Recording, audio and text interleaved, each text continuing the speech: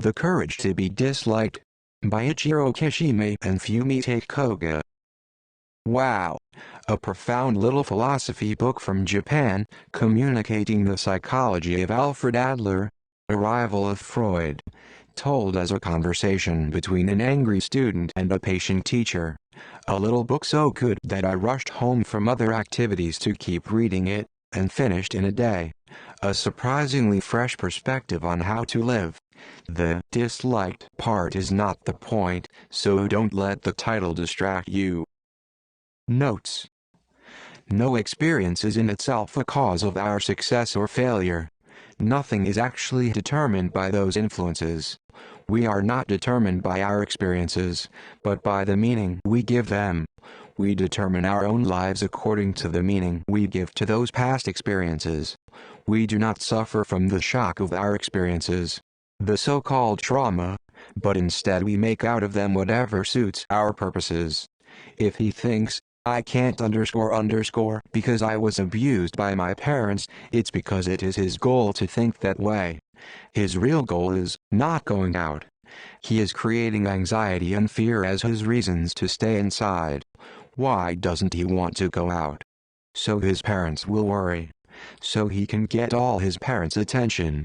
If he takes one step out of the house, he'll become part of a faceless mass whom no one pays attention to. He'll end up average, or less than average, and no one will take special care of him. You did not fly into a rage and then start shouting. You got angry so that you could shout. To fulfill your goal of shouting, you created the emotion of anger. Anger is a tool that can be taken out as needed. It can be put away the moment the phone rings, and pulled out again after one hangs up. Anger is a means to achieve a goal. Personal anger is nothing but a tool for making others submit to you. Anger is a form of communication, and that communication is possible without using anger. You are not controlled by emotion. When you fly into a rage and shout at another person, it is you as a whole who is choosing to shout. Emotions don't somehow exist independently. It is a lie to separate I from emotion and think, it was the emotion that made me do it. You are not controlled by the past. The Freudian ideology that is typified by the drama argument is determinism, and it is the road to nihilism. Freudian ideology denies our free will and treats humans like machines. People are not driven by past causes, but move toward goals that they themselves set. The Greek word for good, agathon, does not have a moral meaning. It just means beneficial. Conversely, the word for evil, kakon, means not beneficial. No one desires evil, something not beneficial. Personality is something that you choose for yourself. External factors had a significant influence on that choice. But you chose this kind of self. Adlerian psychology's view is that it happens around the age of 10. The lifestyle you have now is like driving your old, familiar car. It might rattle a bit, but you can take that into account and maneuver easily. But if you choose a new lifestyle, it will be hard to see ahead to the future, and life will be filled with anxiety. A more painful and unhappy life might lie ahead. It's easier and more secure to stay broken the way you are. Being the way I am with all these shortcomings is, for you, a precious virtue. He dreams of becoming a novelist, but he never completes his work. He says his job keeps him too busy, and he can never find enough time. No. It's actually that he wants to leave the possibility of, I can do it if I try, open. He doesn't want to face the reality that he might produce an inferior piece of writing and face rejection. He wants to live inside the realm of possibilities. You say fear is stopping you from doing what you want. If I did cure your fear, and nothing in your situation changed at all, you'd probably say, give me back my fear. No matter what has occurred in your life up to this point, it has no bearing at all on how you live from now on. You are afraid of being negated by other people. You think that instead of getting entangled in such situations, it would be better if you just didn't have relations with anyone. Your goal is to not get hurt. All problems are interpersonal relationship problems. To get rid of your problems, all you can do is live in the universe all alone. But you can't do that. We are all suffering in interpersonal relationships. Loneliness is having other people around you, and having a deep sense of being excluded from them. To feel lonely, we need other people. Internal worry does not exist. Whatever the worry that may arise, the shadows of other people are always present. Subjectivity allows you to make your own choice, the choice to view facts as either an advantage or disadvantage. Value is based on a social context. Example: diamonds or dollars. The pursuit of superiority and the feeling of inferiority are stimulants to normal, healthy striving and growth. As the situation, so be cannot be done is an inferiority complex. Those who say that are implying that if only it were not for A, they'd be capable and have value. That, the real me, which just happens to be obscured right now, is superior. Those who make themselves look bigger on borrowed power are living according to other people's value systems. They are living other people's lives. People use their misfortune to their advantage and try to control the other party with it, by declaring how unfortunate they are. A baby is the strongest person. Withdraw from places that are preoccupied with winning and losing. When you are trying to beat yourself, competition will inevitably get in the way. The moment you are convinced, I am right in an interpersonal relationship, you have already stepped into a power struggle.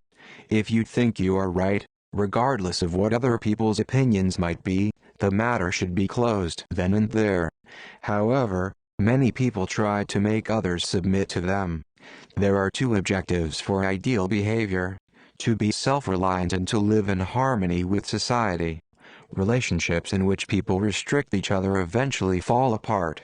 The kind of relationship that feels somehow oppressive and strained when the two people are together cannot be called love, even if there is passion. When one can think, whenever I am with this person, I can behave very freely, one can really feel love.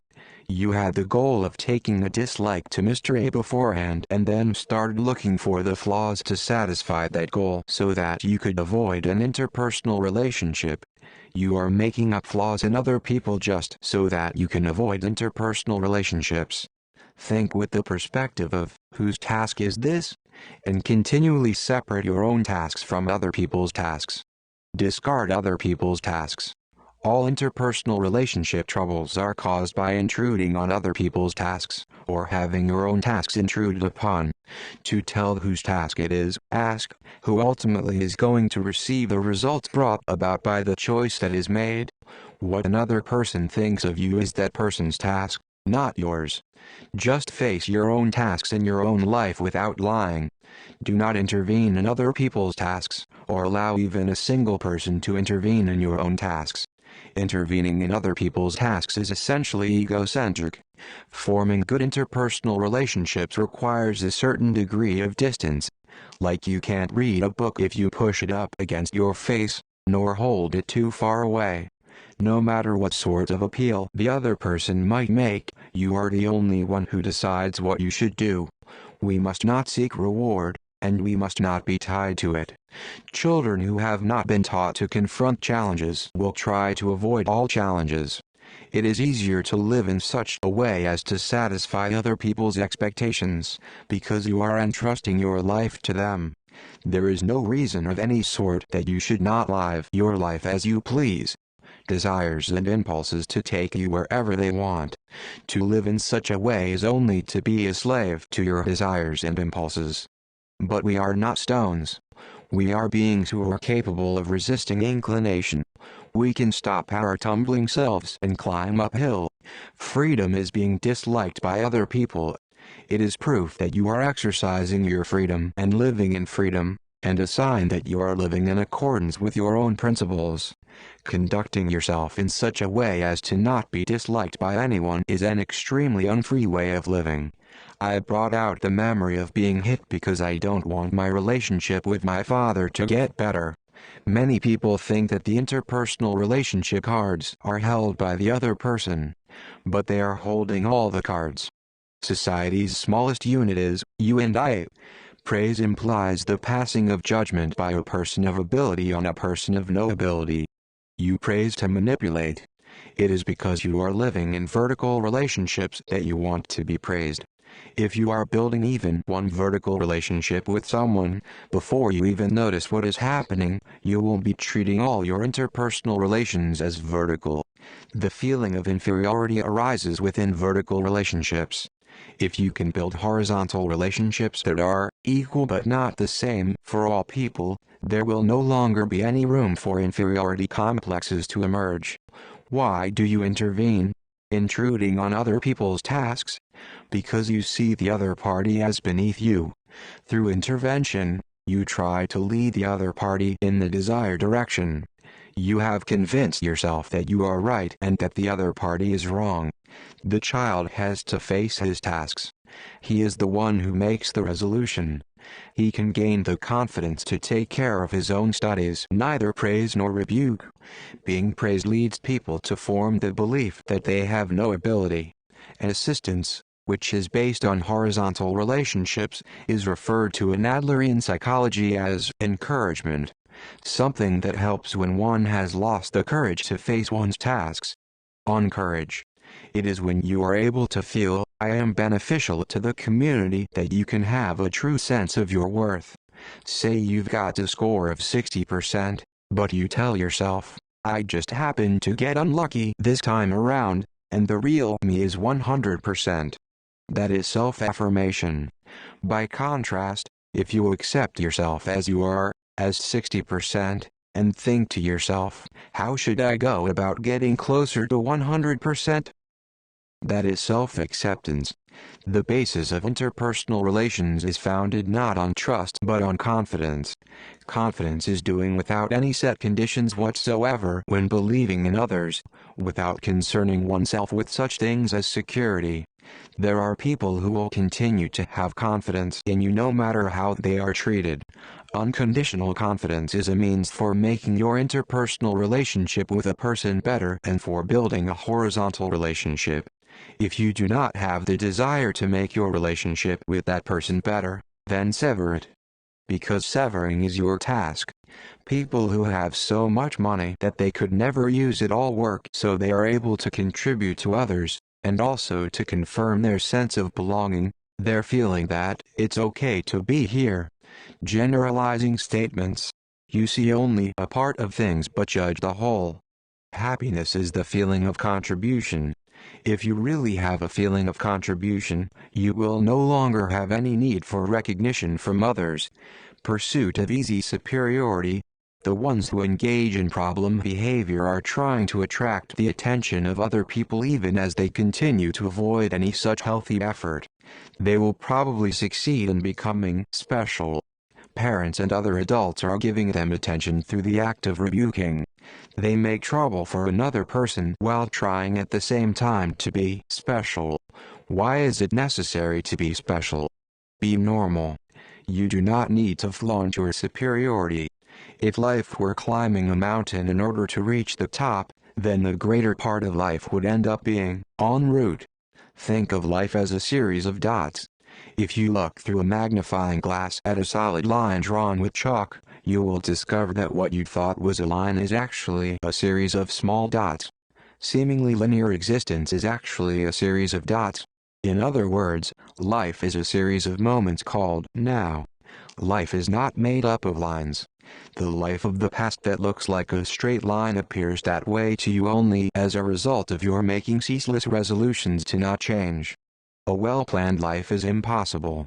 For example, someone who has dreamed of being a violinist ever since childhood, and who, after years of strict training, has at long last become an active member in a celebrated orchestra.